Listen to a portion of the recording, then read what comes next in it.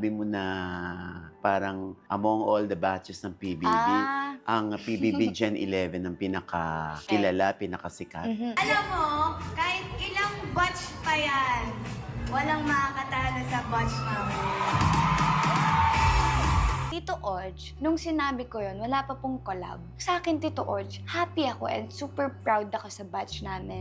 Batch namin yun, Tito Orj. So, parang masasabi ko sa sarili ko na best batch siya for me. Siguro, naging mali lang yung dating ng mga tao kasi splice video siya, Tito Orj. Splice. Yes. Explanation doon, Tito Orj, kasi sabi ko doon sa video, kasi batch namin yun, syempre proud ako sa batch namin.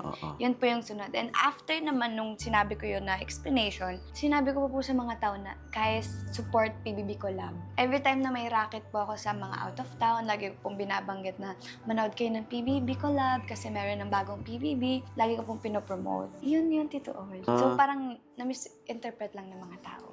Kasi Lagi ka nila nami-misinterpret. Yes. Maging ako, at times, nami-misinterpret kita. Isang anggulo lang ang nakikita ng marami. Kaya ka nababash. Opo. Hindi na nakikita yung ibang anggulo. Opo. Meron ka bang pakiusap sa kanila, sa mga netizen, na bago kanila i-judge? Lang siguro, Tito Orj, na every time na may nakikita silang splice video about me, siguro panoodin lang nila yung full video para hindi ako ma-judge agad-agad.